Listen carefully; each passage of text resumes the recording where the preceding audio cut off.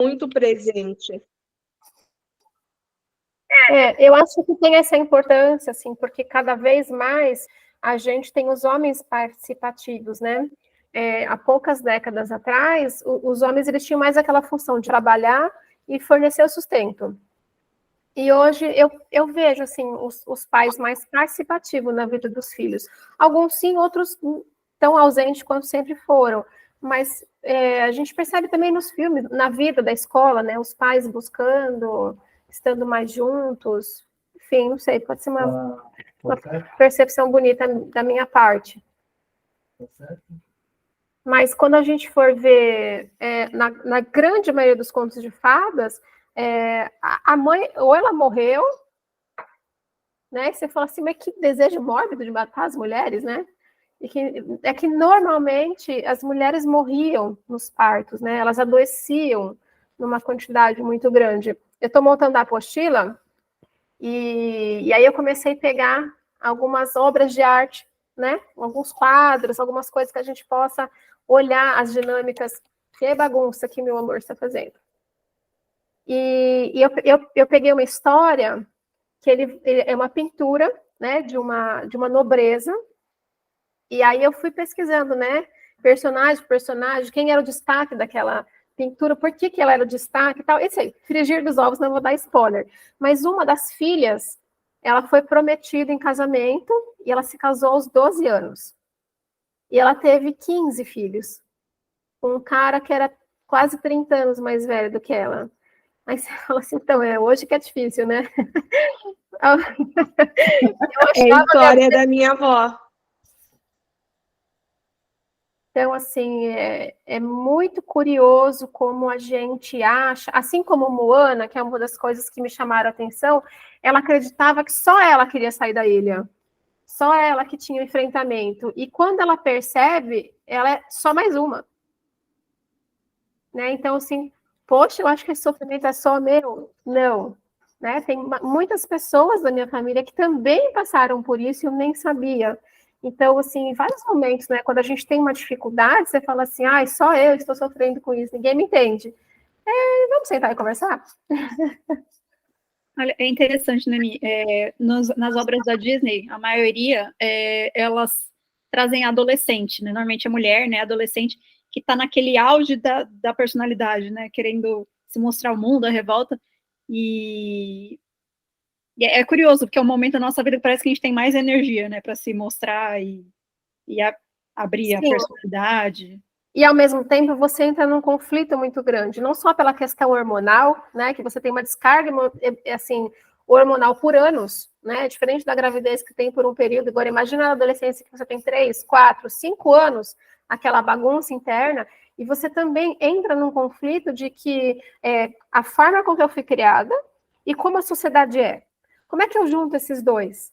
Né? Então, aquilo que meus pais me ensinaram não serve de nada. Quem sabe são meus amigos, eles que são os espertos. E aí você começa a ficar adulto, você fala assim, puxa, mas tem conta para pagar?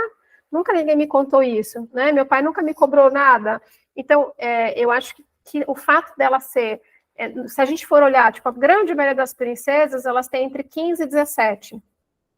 Então, assim, é a fase que antigamente já se saía de casa, né? Já ia casar, já ia ser adulta, e muitas lendas isso também se fala, né? Que a partir dos 15, 16 anos você já se desmembra da família. Sim, acho que também tem essa questão hormonal de você ter força de fazer, né? Se você. Eu vou sair de casa com 40 anos? Nossa, que desafio. Né? Então, né? Então, acho que tem muito sentido disso, sim. Vamos lá? Vamos deixar gravado? Paixão, tá gravando? Olha só, a gente tá falando, já tá gravando. Então, antes de tudo, queria agradecer muito por vocês estarem aqui. É uma delícia ter vocês para compartilhar. E depois, para quem for assistir a gravação, agradeço muito por essa partilha, por poder dividir conhecimento. A gente vai conversando bastante nossa percepção juntas sobre algo. E quem for assistir também depois, por favor, traga comentários, por isso que engrandece a todos. Então, hoje a gente vai falar de Moana. Nós já falamos da Branca de Neve, falamos do Encanto, hoje é Moana. E vamos lá, Paixão? Bom, a gente vai analisar alguns personagens, não vamos fazer todos, porque senão a gente fica até meia-noite aqui com muito prazer, mas é uma questão de foco, né?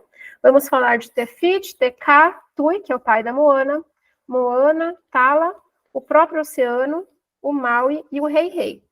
Então aí vocês vão entender por que eu trouxe esses personagens principais e a gente vai observar quem eu me conecto. O que eu tenho de cada um deles, ou se eu sou mais um e menos o outro, e assim por diante. Vamos falar de as características de cada um, os comportamentos mais delicados e mais sutis, e também os mais fortes. As fidelidades inconscientes, então, acima de tudo, a gente vai fazer oh, meu senhor, faltou a palavra. A gente vai olhar pela visão sistêmica, né? Existem milhões de outras, mas a gente vai focar nisso. E por trás disso, nós vamos olhar por que essas pessoas se emaranham. Por que essa jornada desse herói é tão importante para o nosso foco. E o que eu posso acrescentar em mim também com tudo isso. Esse é o objetivo maior do nosso encontro. E quais são as soluções para esses conflitos que se apresentam? Bom, Tefiti e TK, quando a gente vai olhar o filme até o final, a gente percebe que elas são uma só. Quando ela entrega o coração para TK no final, ela se une a Tefiti. Então, o que a gente observa? Tefiti é a ilha-mãe, é aquela que cria todas as ilhas do oceano, é aquela que traz a fauna, a flora, ela floresce a vida, ela fornece o alimento, ela fornece tudo, ela se doa em demasia, numa visão, né, da consciência sistêmica.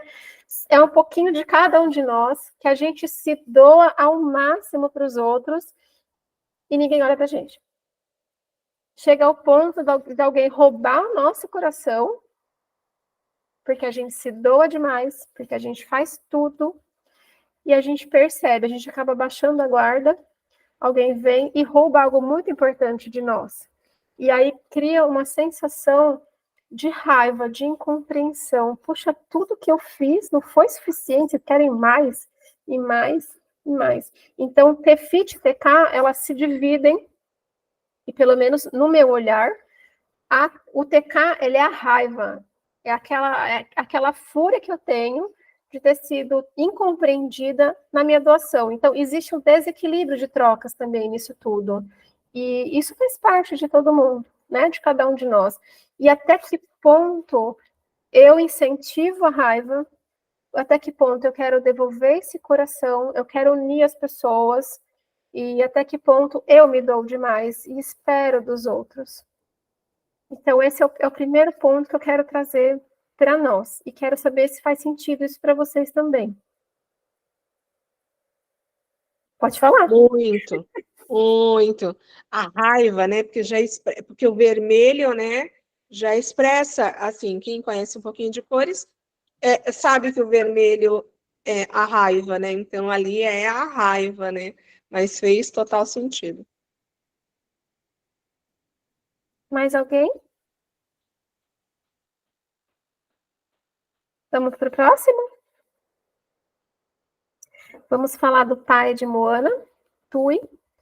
Ele é esposo, né, da Sina, ele é filho da Tala, é pai de Moana, ele é o chefe da tribo e mora na ilha de Motonui, que é, segundo ele, né, ele brada, é a ilha perfeita, é a ilha que tem tudo que eu preciso e eu me acomodo aqui.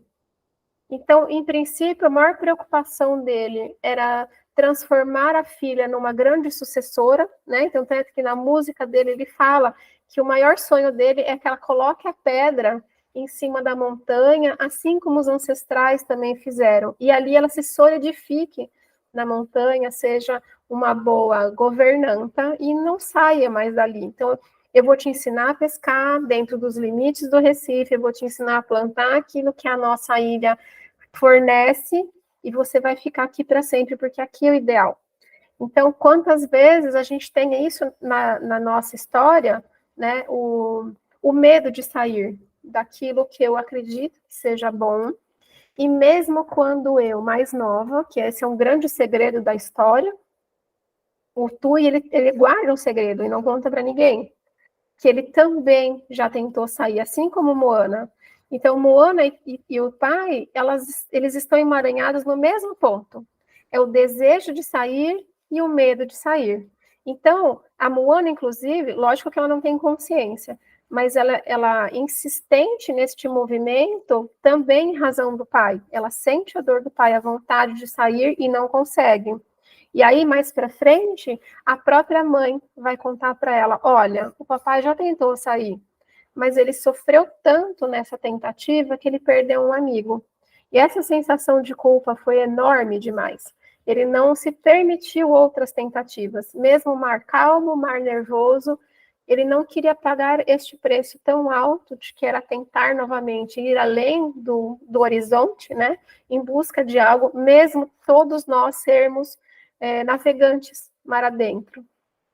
Então, eu acho que isso é uma parte bem interessante do desenho, esse emaranhamento que os dois têm em si. E eu acho bem bacana quando a gente vai falar não só de nós como filhos, mas nós também como pais, por mais que a gente já tenha feito aqueles movimentos, quando o teu filho pede para fazer algo muito semelhante do que você já fez, não, filho, não vai, é perigoso, não, por ali não é legal. Ah, mas eu quero, sei lá, por exemplo, eu quero fazer uma faculdade fora. Ai, meu Deus do céu, quantos riscos, ele vai morar numa cidade grande, não está acostumado, quantos perigos. Mas aquilo não é importante? A gente sabe que é importante para o crescimento. Não, filho, fica aqui na ilha. Ó, vem fazer faculdade na nossa cidade, tem várias opções, aqui é muito bom. Né? A gente tem um pouco disso também.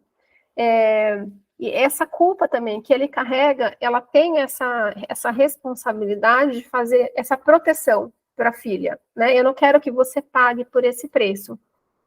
Eu queria saber como é isso para vocês também, se faz sentido, se vocês já vivenciaram algum parecido, tanto na pele do Tui quanto na pele da Moana. Eu vivo isso. Né? Então, eu vivo isso. Mas eu só tive essa consciência de não conseguir ir aos 50 anos. E aí eu venho trabalhando para fazer esse movimento de deixar, né? De ter, mas e aí eu falo até do meu relacionamento, né? Nós temos uma filha, mas ele também não conseguiu fazer esse movimento de sair também. De além dos Recifes. Existe um medo, tanto, claro que, né? Se somos espelho, né? É o mesmo, né? Mas a gente tem a consciência, e a gente trouxe isso, e a gente está trabalhando para ser, não melhor nem, né? Mas ser diferente, né? Fazer diferente, mas com respeito.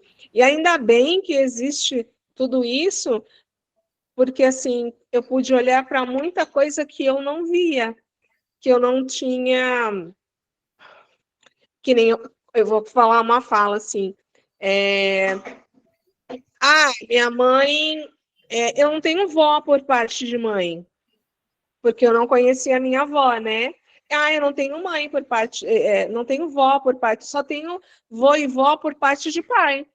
Eu excluía os meus avós por parte de mãe.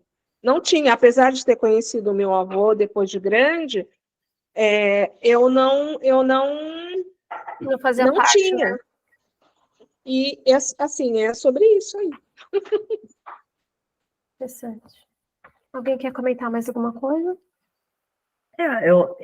Eu vejo isso no meu esposo. Eu falo que meus filhos têm que crescerem, têm que... eu falei que se eu tivesse pelo menos a metade da oportunidade que eles têm hoje, eu teria pegado uma mochila e ido para os Estados Unidos, tinha ido viajar. Tinha ido enfrentar o mundo, ver o que tem de gostoso, o que não tem. Vai, gente, vai firme, vocês são jovens, vai, pega a mochila, vai. Meu marido, não, fica todo mundo aqui, é melhor aqui. Aqui as coisas estão bem, aqui, ó, dá para você estudar aqui, a faculdade é ali. Eu falo, não, gente, tem faculdade em São Paulo, Rio de Janeiro. Não, deixa eles aqui. Ele traz, deixa, que é os filhos perto. Eu falo, não, você